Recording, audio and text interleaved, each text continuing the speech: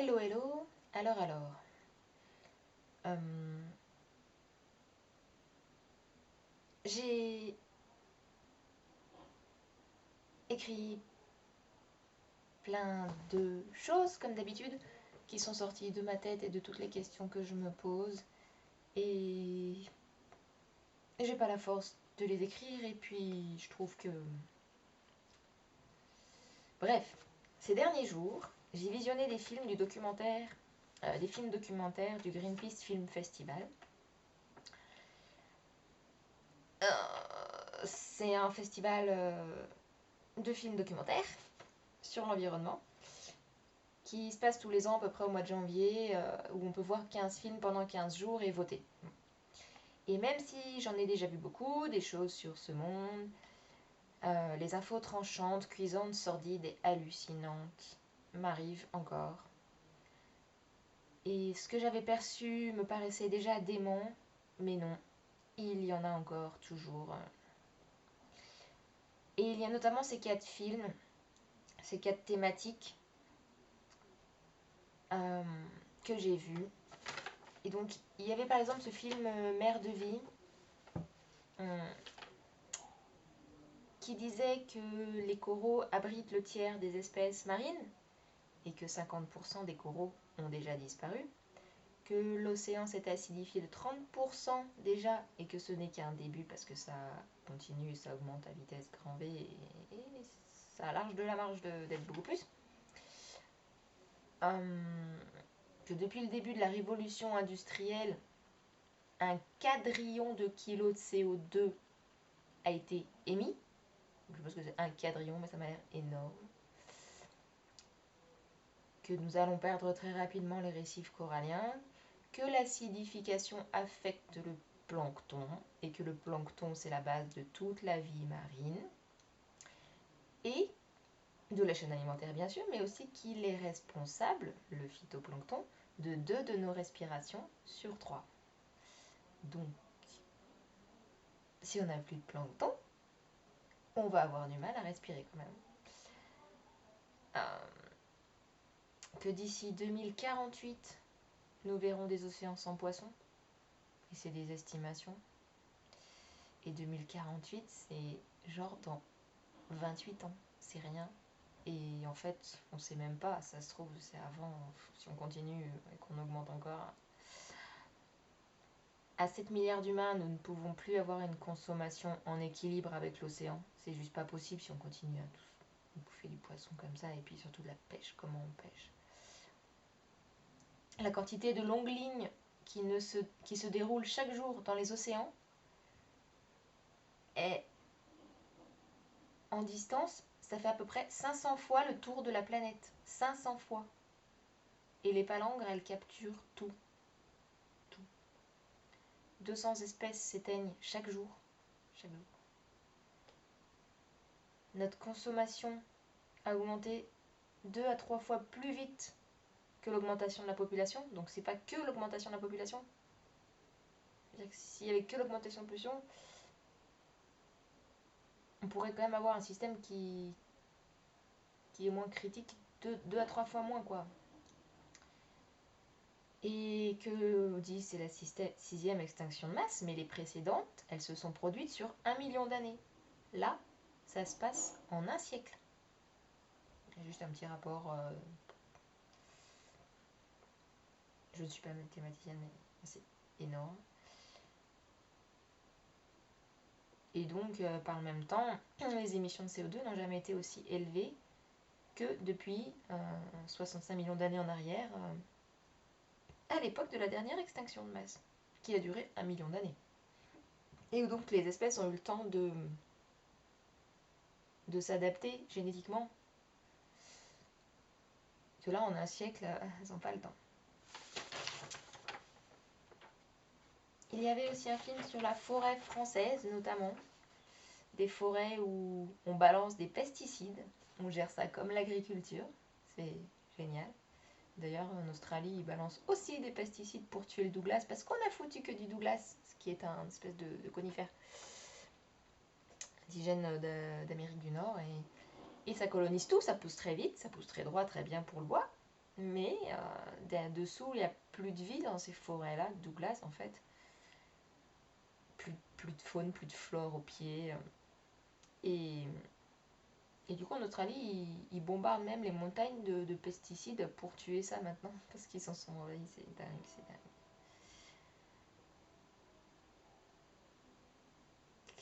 Que les arbres coupés en France sont envoyés en Chine et au Pakistan. Mais pourquoi on envoie du bois? Je veux dire, il y a du bois partout. Enfin, c'est complètement... Genre, c'est du bois qu'on ne veut pas, nous, qu'on envoie là-bas. C'est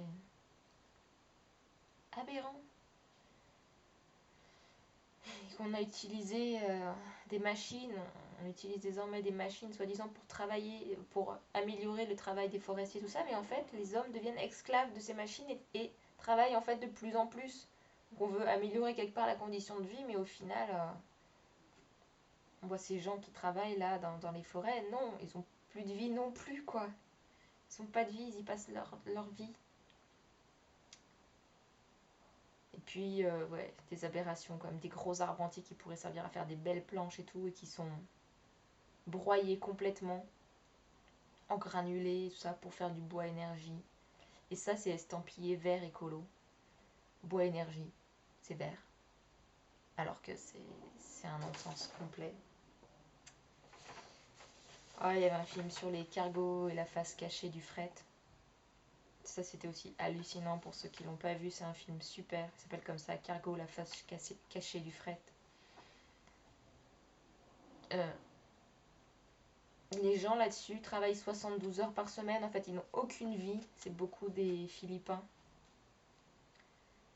Ils passent leur journée à travailler, à aller dormir dans leur cabine et à prendre 2 repas par jour qui ne doivent pas être franchement des repas géniaux en quelques minutes. Et c'est ça leur vie. Et ils voient jamais leur famille, leurs proches. Ils rentrent quasiment jamais à terre. C'est pas de la vie. C'est pas de la vie. Aucun épanouissement, aucun loisir, aucun temps pour eux. Aucun contact avec de la nature, la terre. Je sais pas. Ce qu'il faut savoir aussi, c'est que la fonte des pôles est un intérêt, en fait, il ne faut pas se leurrer, majeur pour tous les transporteurs maritimes, parce que du coup, ça ouvre des voies pour eux beaucoup plus simples pour faire transporter leurs marchandises, hein, tous ces énormes cargos qui polluent, sachant que 20 cargos seulement, sachant qu'il n'y en a pas que 20 hein, dans le monde, il y en a je sais plus combien, plus de 300 quelques. 20 cargos polluent plus que toutes les voitures du monde. C'est... Certes, si tout se faisait en avion, ce serait pire, mais c'est quand même une pollution gigantesque. Et en fait, il y en a énormément qui s'échouent, qui dégazent dans les océans, parce qu'on parle beaucoup des marées noires qui se voient, mais en fait, ils font des espèces de vidanges, de dégazage.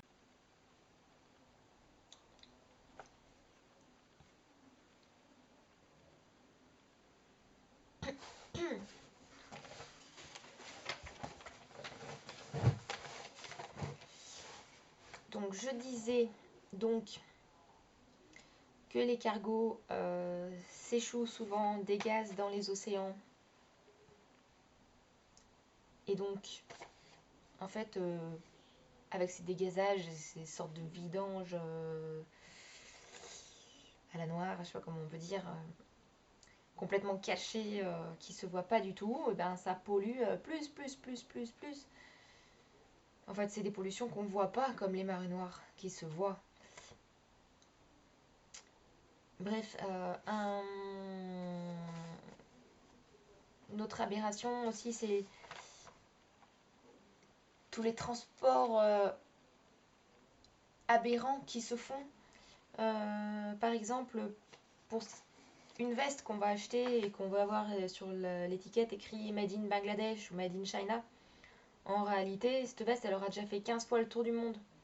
Parce que, mettons, le bouton a été fabriqué au Vietnam, la fermeture éclair, elle a été fabriquée en Roumanie, le coton, il va venir d'Afrique.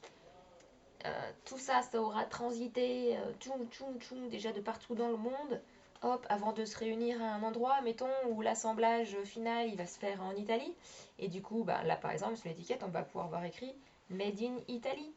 Mais en réalité, la veste, elle aura fait elle, 15 fois le tour du monde, pas entière, mais elle aura généré des transports qui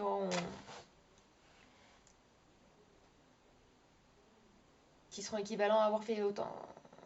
Bref, l'idée est là, et il y avait notamment une dame qui se battait pour que sur les étiquettes, on voie la provenance de chaque élément et qu'on puisse savoir notre vêtement qu'on achète, par exemple, qu'est-ce qu'il a parcouru en réalité, quelle est la distance parcourue pour arriver à la fabrication d'un produit, quoi. Et c'est comme ça pour énormément de domaines, mais le secteur vestimentaire est un domaine particulièrement euh, c'est particulièrement révélateur dans ce domaine-là. J'ai mangé un peu et du coup j'ai les idées moins claires, je me rends compte. Comme quoi le jeûne, c'est vrai, éclaircit les idées. Du coup, ah bah, un truc aussi, une autre aberration, par exemple, le poisson écossais. Pêché en Écosse, je dis pas que c'est bien, mais bref, il est pêché. Et ben, c'est plus avantageux pour les pêcheurs écossais de l'envoyer se faire découper en Chine, juste découper les filets, pour qu'ensuite les filets reviennent en Écosse et que les pêcheurs puissent redispatcher dans le monde entier leurs poissons sous le label poisson écossais. Et oui, poisson écossais qui s'est fait découper en Écosse, en Chine, parce que c'est même plus rentable de l'envoyer se faire juste découper en Chine. Ça c'est, je sais pas, si le summum peut-être non. Ce qu'il faut savoir aussi, c'est que c'est y a un business, moi j'ai envie de dire limite,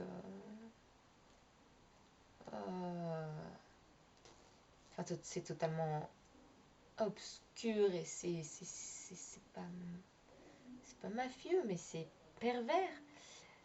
Parce que ces bateaux, en fait, y a des compagnies d'immatriculation de bateaux, et c'est visible, c'est pas caché, c'est légal, et pourtant c'est totalement immoral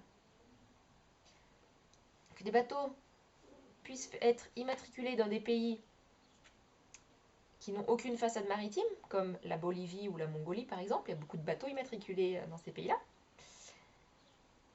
ce qui est très drôle. Pour pouvoir bénéficier des conditions de travail, des réglementations des conditions de travail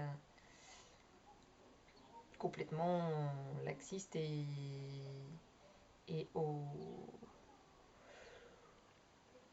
respect des droits humains assez limités, enfin, du moins par rapport à ce qu'on connaît voilà, chez nous, pays européens par exemple.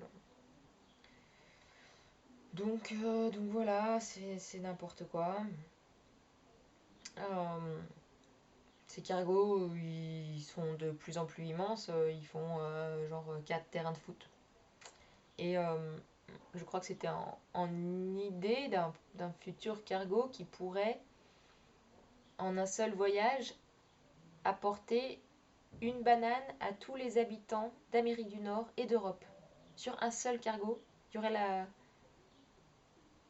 la place de mettre une banane pour tous les habitants d'Amérique du Nord et d'Europe. C'est c'est déraisonnable comme échelle. Bon, il faut savoir ensuite voilà, que ensuite, ce sont les camions qui sont les relais des cargos, donc on imagine la quantité de camions qu'il faut. Et, euh, et que dans ces containers fermés, en fait, il y a de tout et il y a surtout ce qu'on ne veut pas voir et qu'en fait, c'est un gros moyen de transport d'armes, de drogue, et ça entretient très très facilement et massivement le trafic d'armes notamment.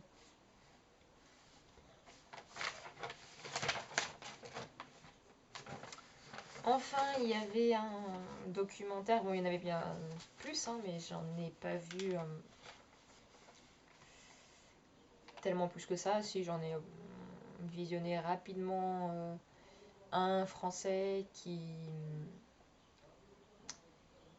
avait reçu énormément de votes et qui a gagné d'ailleurs. Et comme d'hab, je suis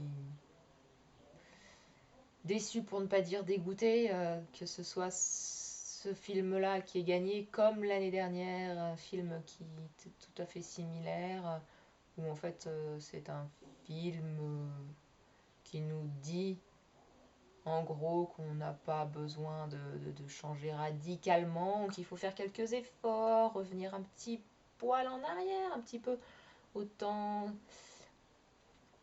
des fermes de nos grands-parents, de la tradition, tuer le cochon en le caressant, manger du bon lait de vache qui a pas du tout une vie horrible. Oui, on enlève son veau, mais enfin bref. Bon, qui nous demande pas trop, qui nous remet pas trop en question nos habitudes, notre mode de vie, notre confort, qui dit que oui, il faut l'adapter un petit peu, mais enfin quand même, on n'a pas besoin de se bouleverser trop, et puis on se donne bonne conscience. Bref, c'est toujours ces films-là qui gagnent, et ça m'énerve un peu. Beaucoup. Parce qu'il y en avait énormément sur des sujets là qui ne mâchaient pas leurs mots sur la réalité, qui la montraient crûment, telle qu'elle est, sans l'enjoliver, sans... Et bref. Et cela, bien sûr, ne remporte pas. Même si celui sur les cargos a été pas loin de le talonner, parce qu'il est vraiment très bien fait. Et très intéressant surtout. Très révélateur de la réalité. Bref, il y avait un film aussi qui s'appelait Vivre le changement, et que, pour le coup, euh, parlait des solutions. Donc, pas complètement pessimiste, hein, puisque sinon, on ne parlerait pas de solution. Mais des solutions, voilà, qui peuvent quand même assez bousculer les gens, et puis qui ne mâchaient pas non plus le discours, qui expliquait clairement qu'on traite la Terre comme un truc, comme un objet, une chose à exploiter, quoi. Voilà. On n'a pas encore compris que c'était du vivant autant que nous, que les autres êtres vivants, et que même le système non vivant était important, était des ressources, et peut-être avait des âmes. On comprend pas tout, donc pourquoi ne pas respecter tout? Pourquoi ne pas trouver de la magie en tout? Bref, je divague.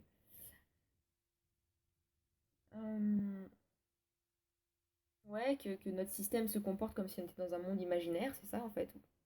On se croit dans un jeu vidéo, on peut tout exploiter, et puis ça va repousser comme par magie. Ou alors on jette les trucs, ça s'évapore comme par magie. On balance des trucs dans l'océan, on balance nos poubelles, on les voit plus. On est dans la fiction, tout disparaît. C'est bien connu. Il y en a quand même qui sentent l'intuition qu'un monde meilleur est possible. Mm. Donc, ma foi, je me dis, s'il y en a qui sentent l'intuition, c'est bien qu'il y ait une petite part de réalité là aussi. Même si moi, j'avoue, j'ai énormément de mal à la sentir depuis très longtemps. Euh, oui, bah ça, voilà. Moi, je dis, est-ce réalisable par nous? C'est possible, oui, mais est-ce que nous, en fait, humains, là, au point où on est capable? Je ne suis pas sûre, moi. Il y avait un espèce d'écrivain philosophe qui expliquait que le monde était bâti sur des récits, des histoires, une mythologie, que chaque culture possède sa propre mythologie, qui répond aux questions existentielles de qui suis-je, qu'est-ce que le moi, le réel, comment le changement survient-il, que chaque culture y répond de manière différente, et que les réponses que notre culture dominante dans ce monde a trouvées, et qui nous ont guidés pendant des centaines, voire des milliers d'années, aujourd'hui ne fonctionnent plus. On ne peut plus continuer avec la façon dont on appréhende le monde, et dont on l'a appris, véhiculé, vécu jusque-là. Euh, que la crise qu'on vit aujourd'hui, c'est aussi une crise de la façon de comprendre et d'appréhender le monde et comment vivre sa vie. Bref, j'en étais où? Parce que j'en ai déjà parlé dans le début, on mettra la...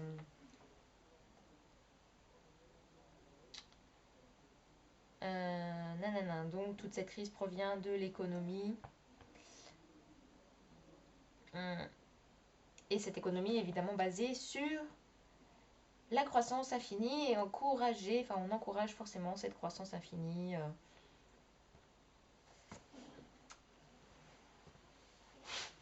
Et c'est juste pas possible dans un monde fini.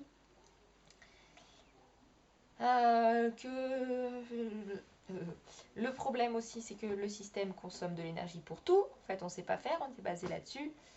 On ne sait pas faire sans énergie. Et puis pas l'énergie des muscles. Hein. Euh, que sans la biodiversité, les systèmes naturels sont extrêmement fragiles. Or, la biodiversité, eh ben, il n'en reste pas beaucoup. Hein. Donc, ça donne une idée de la fragilité du monde actuel. Il y avait une dame spécialiste des énergies fossiles, enfin, dans ce domaine-là, qui expliquait très clairement que la seule chose à faire, la seule chose qui comptait actuellement pour encore peut-être espérer ne pas aller à une catastrophe frontale, c'était simplement de laisser 80% des énergies fossiles, pétrole, charbon notamment, principalement, dans le sol et de planter un maximum de forêts, d'arbres et d'arrêter d'exploiter les océans. C'est peut-être moi qui l'ai rajouté. Et donc de consommer beaucoup moins, beaucoup moins, beaucoup moins, d'utiliser beaucoup moins de ces énergies. Bon, comment on fait? Clairement, je ne sais pas, enfin je ne sais pas si, j'ai bien des idées pour certains, quoi. Après, après il faut réfléchir collectivement, mais laisser dans le sol des choses qui existent, oui, et ben voilà, c'est ce qu'il faudrait faire, mais on connaît l'humain, hein, on connaît l'humain, on n'est pas capable de se raisonner 2 minutes, même pour pas manger un bout de chocolat, alors laisser 80% des énergies fossiles dans le sol. Donc ça veut dire que si on n'y arrive pas d'après elle, c'est foutu. Donc je vous laisse arriver à la conclusion. Euh, ouais, il y avait ça parlait d'ASC, agriculture soutenue par la communauté. Et voilà, d'après certaines personnes, c'est possible de cultiver de façon naturelle, diversifiée, durable. Voilà, de cultiver autrement que ce qu'on sait faire jusque-là et que ce qu'on nous dit que c'est le seul système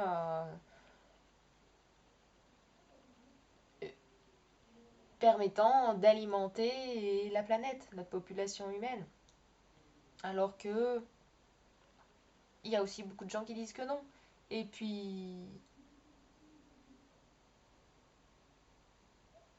bon, c'est peut-être une intime conviction que clairement non, quoi. La nature n'a pas attendu, nous a pas attendu pour faire pousser des fruits et pour, enfin, certes, c'était pas le même rendement, tout ça, mais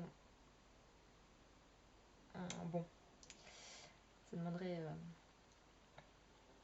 de creuser vraiment ce sujet. Mais voilà, ça parlait d'agriculture régénérative aussi.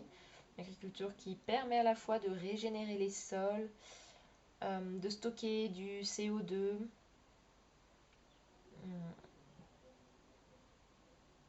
Bon, c'est des pistes, s'il y en a qui veulent se renseigner là-dessus. Ça parlait de forêts vivrières, de jardins vivriers, c'était juste dingue, ça c'est magnifique. Des gens qui allaient chez eux, mais ouais, des terrains bourrés de plantes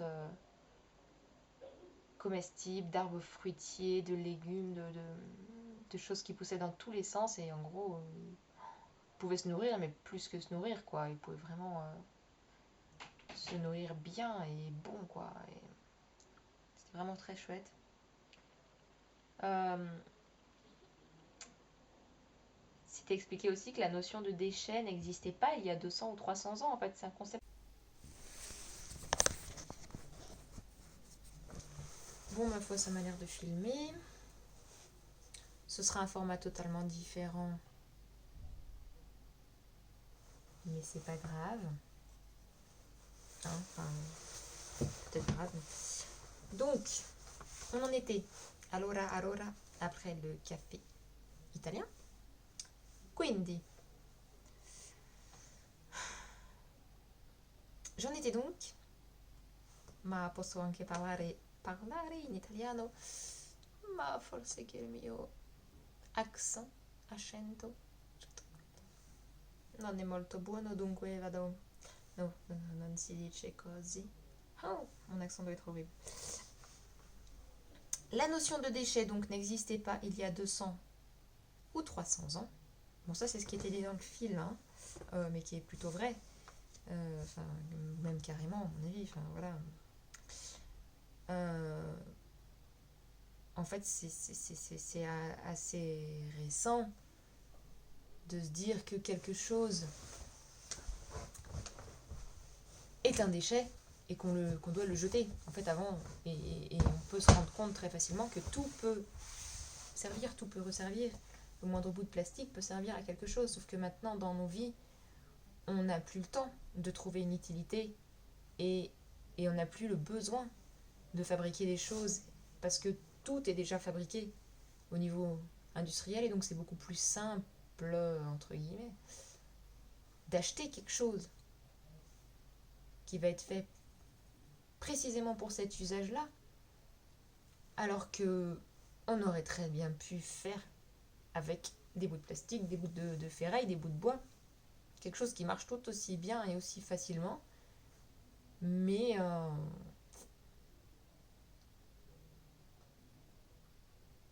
déjà nos quotidiens sont tellement remplis par des choses qui n'ont pas forcément de sens, par beaucoup de non-sens, par beaucoup du travail, et le non-sens se cache beaucoup dans le travail, hein, notamment, qu'on n'a plus le temps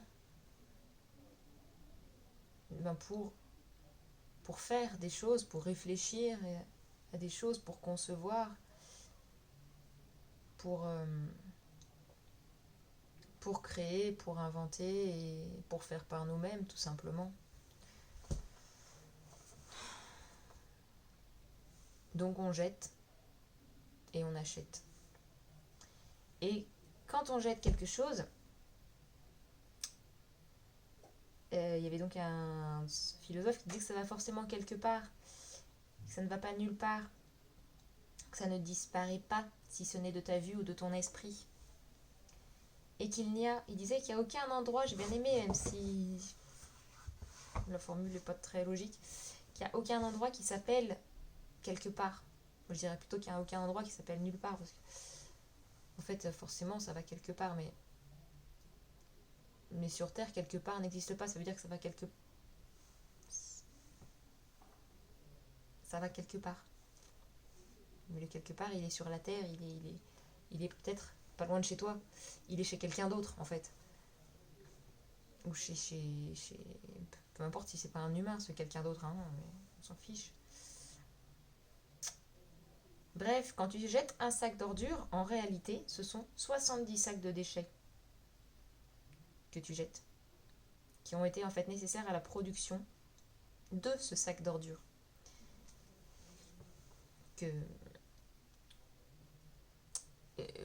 Ou aux objets, aux produits qu'il contenait. Parce qu'en fait, mettons, si tu jettes un pot en plastique de pâte à tartiner, mais pour produire ce pot-là, il y a eu sûrement besoin de plein de sacs de sucre et de bidons d'huile qui ont été sûrement acheminés eux-mêmes dans des gros packs emballés, empaquetés, qui ont certainement été rangés dans des gros plus gros contenants d'emballage, tout ça. Pour te dire que voilà, c'est pas simplement toi, ton produit fini que tu jettes. Tu jettes en même temps 70 fois plus de déchets que ton propre petit objet. J'espère que j'ai été claire.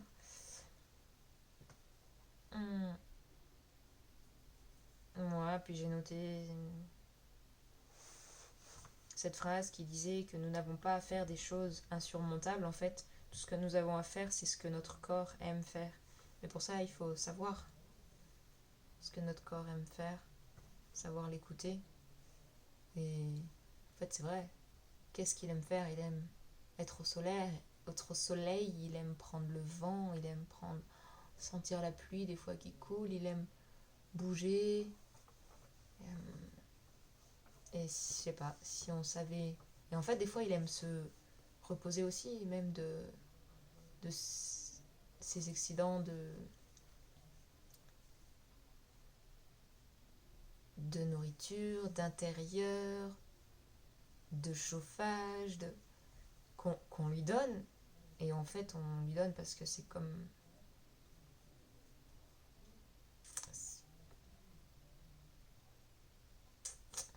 C'est des mécanismes de compensation un peu... C'est un peu des drogues par toujours à mettre quelque chose par-dessus. Enfin bon, là, je divague quand même pas mal, mais...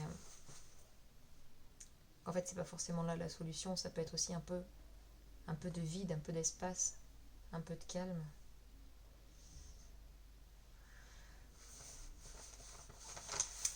Alors. Avec toutes ces infos-là, et bien plus, mais bon, quelques que j'ai relevées là, les quelques-unes que je viens de relever, de remonter, eh bien, ça fait que toute l'urgence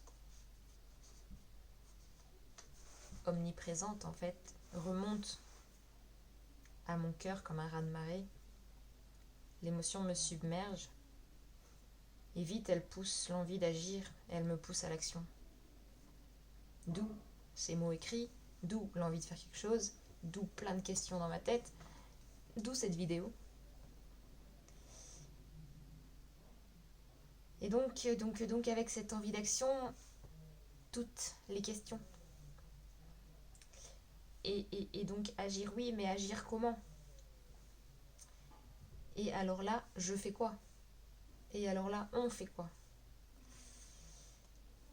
Et alors là, tous les plans de nos vies, tous les domaines, chaque geste, chaque objet, chaque fonctionnement se voient remis en cause dans mon esprit, voient leur légitimité, leur bien fondé, leur impact interrogé. Tout a un impact, tout a...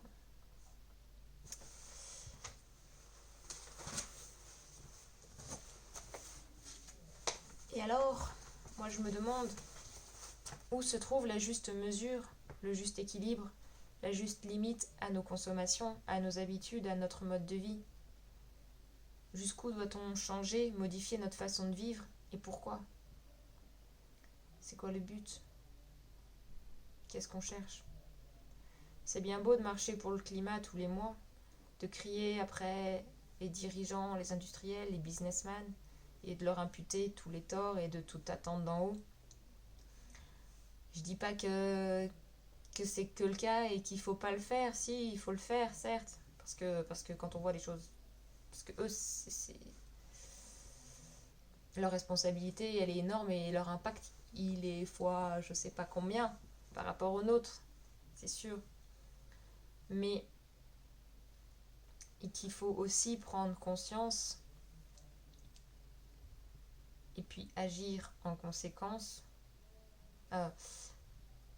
de notre part de responsabilité à tous en fait. Et donc agir en conséquence de ça pour donner un sens à notre responsabilité et à nos actes en fait. Et je m'étais dit que pour savoir quoi faire, qu'est-ce qu'il faut faire en fait, qu'il faut réfléchir, ça c'est sûr, que pour réfléchir, il faut se poser un instant suffisant, puis régulièrement, évaluer, réévaluer, constater les incidences, estimer les impacts, les évolutions, les avancées. Si besoin, rectifier le tir, modifier les plans, peaufiner les actions. Mais qu'il faut agir chacun et puis tous. Et j'en étais arrivée à me dire qu'en fait, il faut agir tous, surtout. Parce que seul, au final, je crois qu'on ne peut pas raisonner seul, en fait, individuellement, qu'on peut plus. Et je crois surtout qu'on a du mal et qu'on n'y arrive pas. Et alors, je m'étais dit qu'il faut définir, sûrement, et décider collectivement des actions à engager, qu'on doit tous engager. Sinon, on ne fera pas. Sinon, ce ne sera pas suffisant, dans tous les cas. Et comment évaluer l'impact à l'échelle individuelle quand c'est déjà si compliqué à l'échelle collective? La force, le courage de changer, nous les trouvons bien souvent dans le mouvement de groupe, en fait, dans le fonctionnement collectif, dans le mimétisme, dans la reproduction des schémas dominants, des normes, dans les règles et les obligations aussi. Alors je crois qu'il faut se poser ensemble et réfléchir à ce que nous devons tous faire, au comportement, changement, modification de notre mode de vie que nous devons nous imposer collectivement. Je lis ce que j'ai écrit, pensé à ce moment-là. Bien sûr, ma pensée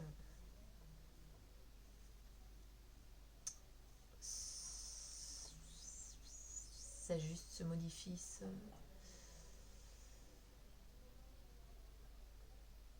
est plus complexe que ça, mais bon. Définir ce que l'on pense raisonnable, soutenable, durable comme mode de vie, comme action, sur tous les plans. Transport, loisirs, achat de biens, de matériel électronique, alimentation, logement, vêtements. Et si possible au sein des milieux professionnels aussi, parce que rien n'est à omettre et on ne peut pas se passer, faire des impasses sur certains points, sachant que l'impact du milieu professionnel dans le monde actuel, il est énorme. Ça représente une part dominante de nos quotidiens. Donc. Et il y a énormément de questions à se poser. Moi, je m'en pose en permanence, mais seule, j'ai pas de réponse. Je crois qu'il y a de lourds calculs à réaliser pour savoir ce qui, oui ou non, peut être durable. Je crois qu'il y a une nouvelle société à créer, à inventer, à remodeler de toutes pièces, jusque dans ses fondations. Et une ancienne à démanteler jusque dans ses fondations.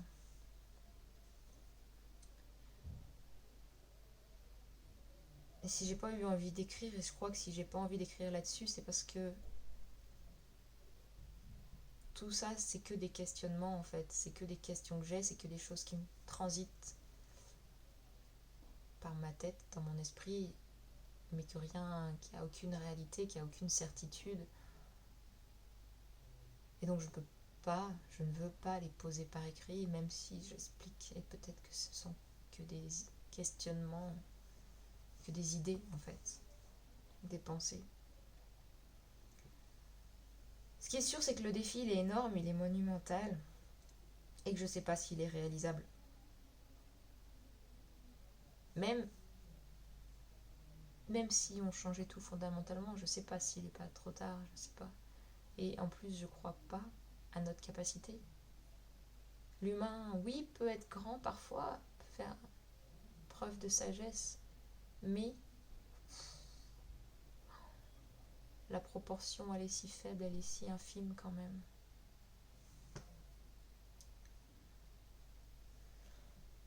Donc, à vrai dire, je doute beaucoup qu'on puisse arriver à quelque chose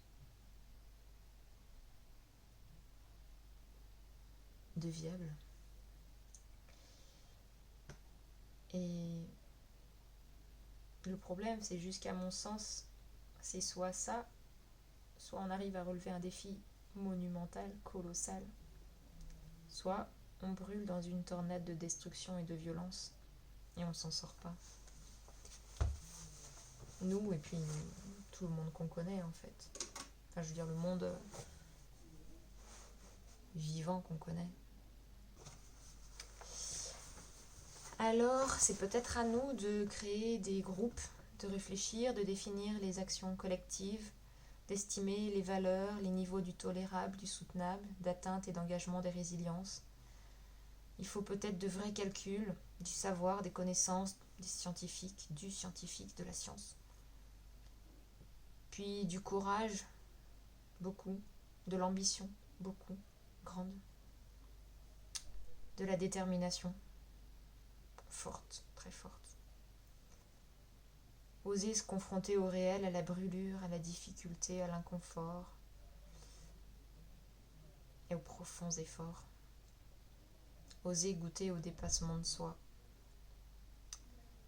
Alors au départ ce sera dur, très dur, mais c'est juste qu'on n'a pas le choix en fait. Et que tous ensemble c'est surmontable, en tout cas, je sais pas en fait, mais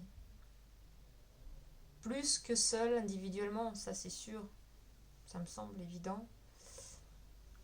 Qu'il faut accepter de lâcher, d'abandonner le passé, tout ce qu'on a connu, bâti, érigé, intégré. Donc ça c'est compliqué pour nous, pauvres humains. Il faut tout effacer, je crois. Redevenir des êtres neufs, des pages blanches. Redessiner le monde entier, tout réinventer. Et peut-être qu'alors nous pourrons goûter à une nouvelle félicité, à une vraie joie, à de la liberté. J'écris ça quand je suis vraiment très optimiste, que je m'autorise à rêver un peu. Mais dans la réalité de ma pensée, c'est rarement le cas. Mais la solution est peut-être de commencer par créer des petits groupes, de se donner des règles et des défis communs, puis de rencontrer d'autres groupes, de mettre en commun, d'échanger des idées, les fonctionnements définis, de fusionner, de grossir, de capter des gens de plus en plus, d'engranger de l'adhésion, de plus en plus d'individualité, jusqu'à parvenir à une unité globale sociétale, peut-être mondiale, dans un futur qu'il faudrait proche, mais il y a peu de chances qu'il soit proche quand même. Pouvoir qui existe un jour. Bon, alors voilà, les discours, pensées, théories servent un temps. Ensuite, il faut passer au concret. Alors, pour initier les réflexions, je me propose de partager les miennes, mes interrogations qui cherchent réponse. Donc, des tonnes de questions. Alors, concrètement, les questions que je me pose souvent, par exemple, mais alors, il peut y en avoir 10 milliards, mais sauf que moi, c'est souvent ça, je me dis, je fais quoi là Est-ce qu'on coupe le frigo? Je me pose souvent la question pour moi, mais seul, voilà, c'est dur, enfin, on peut y arriver, mais je me dis pourquoi? Et si je le fais toute seule, ça sert à quoi? Alors que si on coupe tous notre frigo, notre congèle, l'impact, là tout de suite, il est énorme. Sauf que seul, on le fera pas. On le fera si tout le monde le fait, en fait, et qu'on n'a pas le choix de le faire. Et si tout le monde le fait, au final, on verra que c'est pas si dur, il suffit de changer. Mais si t'es seul et que tu sais que les autres, non, ils vont se bouffer des glaces et tout, bah non, tu le fais pas. Mais si tu dis que plus personne mange de glace, bon, bah ok, plus personne mange de glace, on passe à autre chose, quoi. C'était bien, c'était bon, mais on peut plus. Voilà, c'est comme quand t'es malade, ben tu te dis, ah ouais, c'était bien avant, une maladie, mettons, définitive. Bah ouais, avant c'était bien, je pouvais faire ça, je pouvais faire ça. En plus, je parle en connaissance de cause un peu. Mais tu peux plus. Bah c'est soit t'acceptes, puis tu fais autrement. Bah soit t'acceptes pas, tu vis plus, quoi. Tu vois l'idée? L'idée, elle est là un peu. Bon, et si on se dit, on tire plus la chasse d'eau à chaque fois, où on la rend moins volumineuse en eau, en mettant des briques dans la chasse, dans le réservoir d'eau. Le mieux encore, ce serait d'avoir des toilettes sèches, mais là, il faut carrément changer d'habitation, de mode de vie. Mais l'impact, c'est pareil, si c'était la priorité, vraiment, on trouverait des solutions pour faire ça. Et là, l'impact, il serait énorme. Et puis, est-ce que ce serait nous trancher la gorge que de faire pipi dans des toilettes sèches? Ça va, je pense qu'on s'en remettrait, quoi. Enfin, on survivrait. Après, question plus dure, est-ce qu'on renonce à sa voiture? Pareil, on va pas mourir, mais on va perdre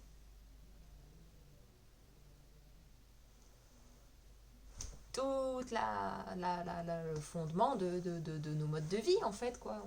Nos modes de vie sont basés là-dessus, donc en fait, ça demande de tout refonder, tout redessiner.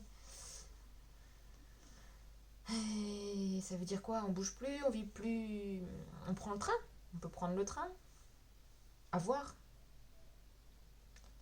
À voir, à voir. Après, oui, ça marche aussi si on peut prendre le vélo, se déplacer beaucoup en vélo. Ça marche si on est riche, en forme. Je sais très bien que les handicaps sont présents pour y être confronté de plus en plus que c'est compliqué.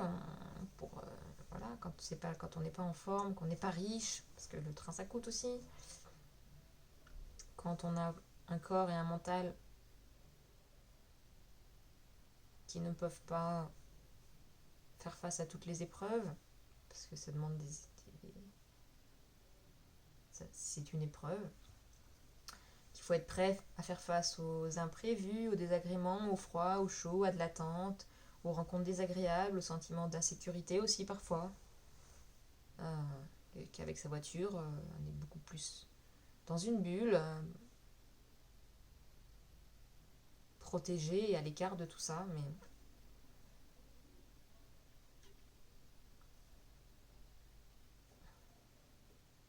seul, non, on ne perdra pas nos privilèges. Si tous on n'a plus le choix et qu'on le fait, on n'a pas le choix d'accepter, et puis en fait, c'est juste un changement à opérer, une façon de vivre à modifier. Et c'est dur sur le départ de changer, en fait, modifier ses mécanismes, ses fonctionnements, sa façon de voir des choses, sa façon de vivre. Une fois que c'est intégré, c'est juste normal, on s'en rend plus tellement compte. On n'en souffre plus, vraiment. Si on garde un peu la voiture, on se dit quoi? On la prend moins? Mais on la prend quand alors? Pourquoi? C'est qui a le droit de la prendre? Pour quels usages? Quelles sont les bonnes raisons de la prendre? La bonne justification? Les bons motifs? Et si on ne fait pas des calculs tous ensemble pour se dire quand est-ce qu'on a le droit, jusqu'où c'est soutenable, comment on sait? Puis pour que ce soit équitable, est-ce qu'il y en a qui ont plus le droit que d'autres? Enfin, mais je sais pas, il faut se poser des questions, non? Je sais pas. L'autre jour, je suis tombée, j'ai jeté un œil sur des boîtes de conserve que j'avais achetées récemment parce que notamment j'ai super mal au bras et que j'arrive de moins en moins à cuisiner et donc je veux manger des légumes quand même assez facilement. Et donc j'ai acheté de nouveau des boîtes de conserve de légumes. Et là, je vois sur la boîte de haricots verts, made in importé du Kenya, sur d'autres trucs importés de Chine, du Pérou ou on sait même pas, ou d'Espagne. Mais genre ça, c'est juste une aberration moi aussi. Et donc maintenant que j'ai découvert ça, non, je veux plus acheter ces boîtes-là. Après, on peut acheter dans des magasins bio sûrement des bocaux. On peut trouver des choses qui seront faites en plus local. Et puis essayer de faire au plus simple et de se passer d'autres choses. Mais voilà, après, j'ai lu aussi et vu pas mal de choses sur le problème de l'élevage. Et pour moi, c'est vraiment aussi une grosse aberration. Et donc se passer de viande, de poisson, de produits laitiers et d'œufs du commerce Et puis, avec ça, tous les gâteaux, tous les produits industriels et sous-produits animaux qui contiennent des produits animaux, œufs, produits laitiers, gélatine, il y en a partout. Ça me paraît être une nécessité parce que l'élevage, bon, principalement industriel, hein, mais l'élevage tout court quand même. Je sais pas, il faut lire La Révolution végétarienne de Thomas Le Pelletier pour comprendre, parce qu'il explique très bien. Pour regarder des vidéos, mais là, lui, il explique vraiment et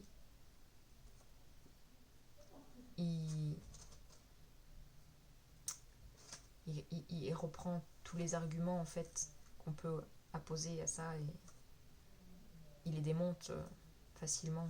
Enfin, moi, il n'y a rien que je me suis dit, ah ouais, non, là, tout est logique dans ce qu'il dit et donc. En toute logique, tu peux pas vraiment trouver à redire. Et puis l'huile de palme, oui, mais on m'a parlé d'huile de coco aussi qui utiliserait peut-être encore plus d'espace de terre que l'huile de palme. Alors, et puis les produits exotiques cultivés loin. Est-ce que c'est nécessaire? Non. Mais après, on peut. Quelle est l'échelle? Quelle est l'échelle du cultivé loin? Est-ce qu'on se dit qu'un pays étranger c'est trop loin, c'est pas soutenable? Est-ce qu'on se dit qu'un département plus loin c'est pas soutenable? Dans ce cas, est-ce que dans nos aires de proximité il y a des céréales? Pas forcément. Est-ce qu'il y a des fruits? Pas forcément. Est-ce que là suivant où on se trouve? Alors ça veut dire quoi?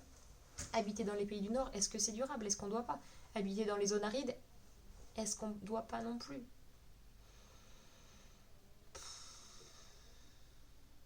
Dans ma région à moi, il y a quand même à peu près toutes les cultures vivrières, je pense, pour survivre. Même si en céréales, il n'y a peut-être pas beaucoup, mais pas très très loin, dans des départements juste voisins. Donc, en fruits, légumes, céréales, quelques noix, on peut survivre largement. Quelques œufs, là, vraiment très locaux, petite ferme. On peut survivre après. Seul, est-ce que j'accepte de plus manger des bananes? Est-ce que j'accepte de plus manger de trucs qui ont du sucre de canne? Parce que le sucre de canne, ça vient d'eux. Hein. Ça vient pas de la France. Ça vient pas de mon département. Est-ce que j'arrive à me passer de mangue? Seul, très très dur. Très très dur. Et puis je vais y arriver un temps comme je l'ai eu fait. Hein. Mais au bout d'un moment, tu t'épuises un peu si t'es seul à faire ça. Enfin, moi, personnellement, il y a des moments où je m'épuise parce que j'ai un cerveau aussi reptilien, là, machin, et puis qui n'est pas très fort du tout, qui a plein de lésions, et qui parfois est dans des schémas de compensation, de dépendance à des choses qui lui procurent de la récompense, en fait. C'est un peu pulsionnel, c'est pas forcément gérable. Et donc, ben ouais, par exemple, hop là, trop envie de chocolat, en fait, un besoin de récompense, un besoin de soulagement. Et quand la vie à côté est très dure, que physiquement je peux pas aller me défouler parce que mon corps ne veut plus, ne peut plus. Je sais quoi, j'ai le chocolat qui est là sous la main, mettons, ben. Va y dire non toute seule, quoi. Enfin. Alors que si on n'a plus le droit parce qu'on peut pas. Parce que le chocolat, le café, le thé, pareil. C'est devenu traditionnel, alors que c'était pas nos traditions depuis toujours. Hein. Ça, on n'en avait pas forcément ici. On en cultive toujours pas. Donc.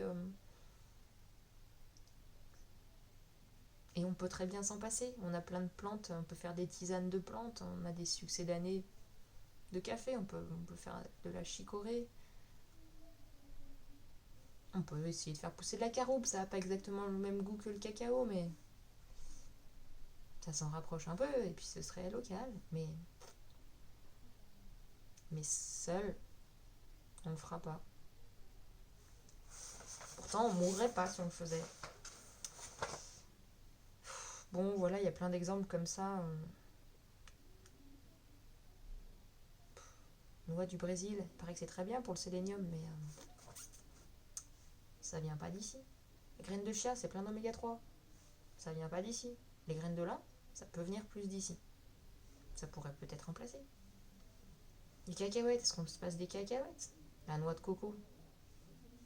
Punaise, super dur. En plus, il paraît que c'est super bon, la santé aussi et tout.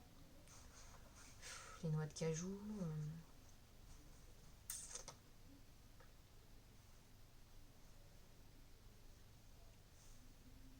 Les emballages. On pourrait vivre avec des trucs pas emballés. On ferait couler l'économie de la production. On n'achèterait plus que des trucs locaux en vrac, des céréales en vrac, des fruits, des légumes, des noix, des œufs. Et Internet alors.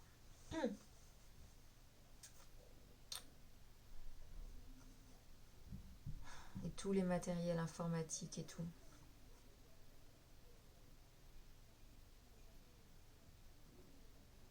On fait comment? Est-ce que ça peut être durable ça, franchement? Je sais pas. Je sais pas.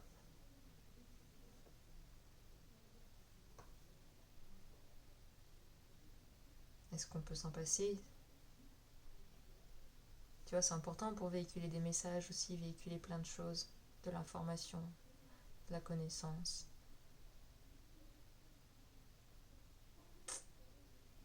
Mais pour le moment, c'est ultra polluant quoi. Tous nos téléphones et tout. Oh là là, l'année dernière j'avais vu un film là-dessus. 60% des eaux de Chine étaient polluées. Mais pollué de chez pollué quoi. Tu peux pas y tremper un doigt dedans. Il se liquéfie. Il se dissout. Alors un jour, je voulais partir en voyage, c'était pas longtemps, c'était printemps dernier. J'ai écrit un long mail qui est exposé à des gens que je ne connaissais pas beaucoup de mes pensées, de mes questionnements, de mes troubles, tout ça. Et ils m'ont répondu de lire le livre de Christelle Petit-Colin, Je pense trop. J'ai effectivement acheté ce livre, aussitôt, puisque dans la description, je me suis tout de suite reconnue, bien sûr. J'ai pas fini de le lire parce que c'est toi, Laura, qui l'a toujours. Parce que je l'ai prêté. Mais, alors ouais, j'ai un cerveau qui pense trop tout le temps, et là, je vais pas exposer du tout toutes les questions que je me pose, mais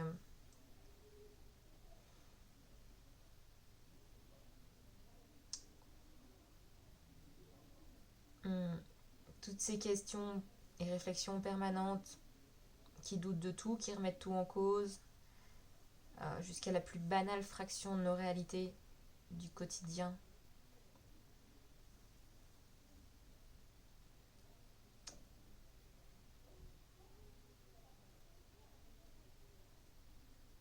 Euh, qui m'épuisent et qui m'écrasent au point que ça en devient invivable. Certes, c'est pas forcément que positif, mais aujourd'hui, est-ce qu'on n'a pas besoin de se poser un peu et de réfléchir à ce point? Est-ce qu'on n'a pas besoin de se poser toutes ces questions? Est-ce que c'est pas une priorité? Est-ce que c'est pas plus urgent que tout, en fait? Est-ce que je suis à côté de la plaque de me poser tant de questions? D'en être obsédée, déboussolée? Puis ça, c'est qu'un volet, l'écologie et tout, mais alors sur le plan humain, sur le plan des violences, des abus, des droits, de la situation des femmes, des enfants dans le monde et de plein de catégories sociales opprimées, dominées, violentées, abusées, non respectées,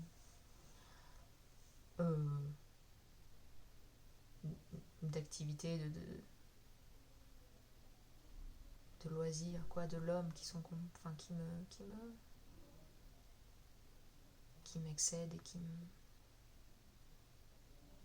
me questionne à un point.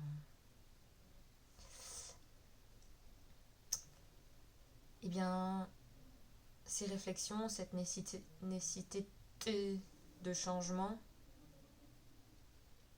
est-ce qu'elle dépasse nos capacités? Est-ce que nos capacités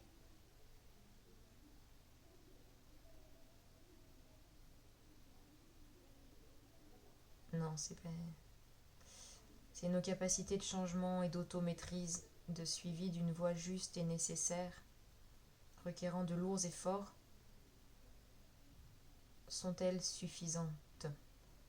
Nos capacités de changement, nos capacités de faire ce qu'on devrait faire pour s'en sortir et puis pour arrêter de détruire le monde. Est-ce qu'elles sont suffisantes? Est-ce qu'on est à la hauteur de l'enjeu? Eh bien, c'était des questions.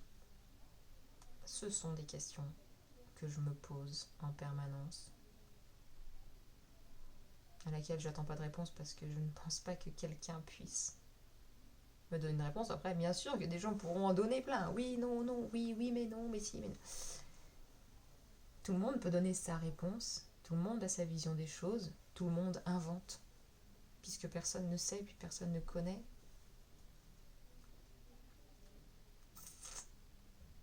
Chacun a ses capacités, chacun a ses facilités, chacun a... On est des animaux, on a notre histoire, on a nos vécus, on a notre fonctionnement cérébral qui nous permet chacun des choses et qui ne nous permet pas la même chose. On a une capacité de changement, mais elle est limitée. C'est pour ça que je posais l'idée qu'à plusieurs, qu'ensemble, en fait, on est capable de beaucoup plus parce que on fonctionne un peu toujours comme ça, en fait. On a à peu près toujours fonctionné comme ça. C'est un peu notre force, entre guillemets, du collectif. Force grégaire, en fait, hein, notre système moutonnier.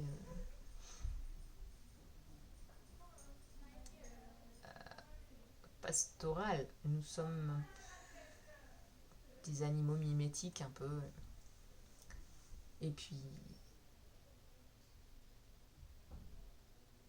En fait, il faut juste, ensemble, être d'accord pour dire ouais, là on va au clash, on n'a juste pas le choix, il faut s'imposer une refondation complète de notre mode de vie. Et mais ouais, je suis pas optimiste, hein, parce que j'ai du mal à le croire, parce que quand je vois moi comment j'ai la volonté pourtant pour faire des choses, changer des choses, et comment c'est difficile. Après, c'est parce que c'est seul aussi souvent que je fais que j'ai ces volontés-là, ces envies-là, mais quand je vois tout ce qu'on fait, oui, on évolue un petit peu, mais c'est long, et je suis pas sûre qu'on ait le temps, qu'on ait de la marge.